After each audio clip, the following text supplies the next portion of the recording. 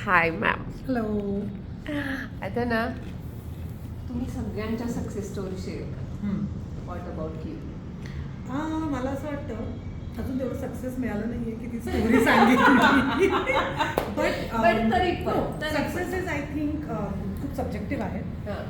कोणाला सक्सेस काय वाटतं, कोणाला सक्सेस काय वाटतं माहिती नाही. पण माझ्यासाठी सक्सेसपेक्षा पण जास्त मला म्हणजे यश आपण जे म्हणतो त्या यशापेक्षा पण जास्त मला कायम मेहनत करण्यावर खूप माझा भर आहे. यश मिळतं नाही मिळत, कधी आपल्याला चुकतो आपण नाही, आपल्याला हवं तसं मिळत नाही.